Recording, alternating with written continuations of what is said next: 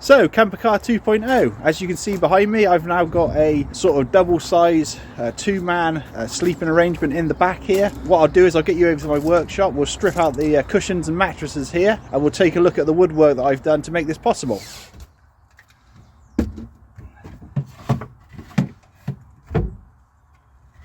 Okay, so this is the new setup. Now, what I'll do is I'll pop some footage in now of what this platform used to look like.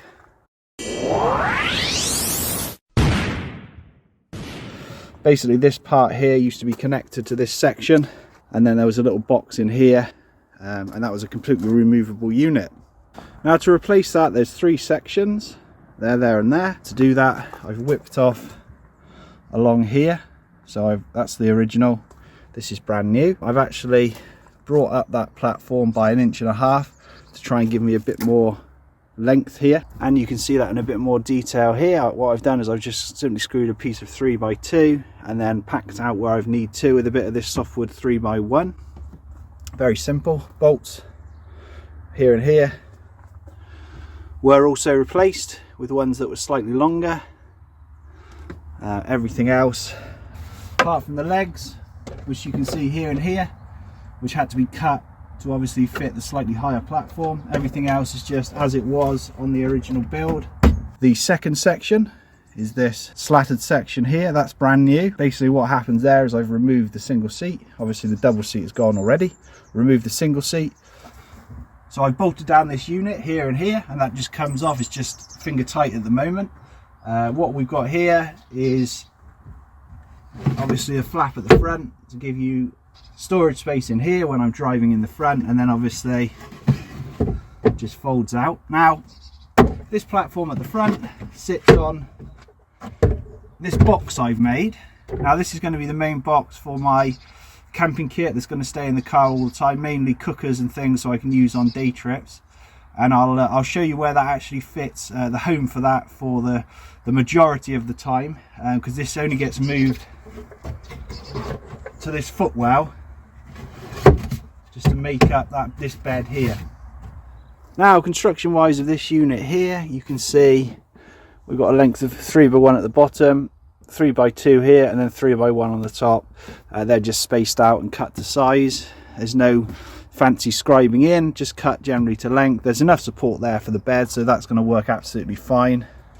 And the third section in the back here, again, you can see what I've done. And in fact, construction wise, this is basically a piece of this 3x1 around the edge there and across the middle to build it up again to keep it at the same level as that.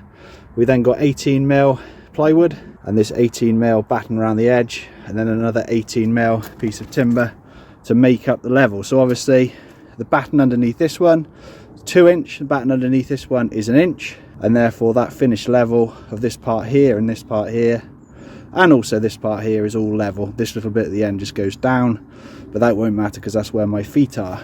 So this little unit at the back, which used to form a part of this whole section here, has been cut off primarily to give me access to my spare tyre, which is underneath this section here. Second function, I can actually pull this back and you can see there's a hook here. Now with that engaged, you can see a hook over the back there. What I have there is a boot, first and foremost. Now a boot for me is important because it's what I primarily use this car for, just as a daily driver, picking up shopping backwards and forwards to work. So with or without the single seat, I still have an enclosed boot here, which was something that was annoying me because when I put my shopping in here, this area here, without this section here, it used to just slide off along this very slick platform. Second use is as a kitchen area for me to, you know, chop veg and importantly cook. I thought this was a great area to use for that because obviously they've got all this protection from the wind and yet it's still open and all the sort of steam or whatever can come out. I don't envisage myself making a roast dinner here, but certainly boiling water for cups of coffee, maybe making a bacon sandwich. Something like that I think will work really, really well. So yeah, with everything pushed forward, all the mattresses, I've got this nice little enclosed area that's going to be ideal to cook in.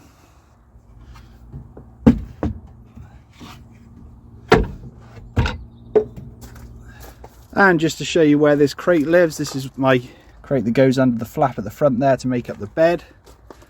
Obviously when I cook I can just put that into the rear seat, or where the rear seat should be, then I've got a nice big area, or I just pop it on the floor. So that's what I'm generally up to on this build. Just a couple more woodworking jobs to finish. Firstly, I've got a box in around here, stop this crate from moving, and secondly I'm going to build a bottomless crate with a divider across about so high, just to stop my shopping sliding about. But yeah, other than that, it's just a load more painting to do, and then it'll be job done. So please check back soon. I'll be back with an update as soon as I can. I'll just say thanks very much for watching. Take care of yourself. Cheers.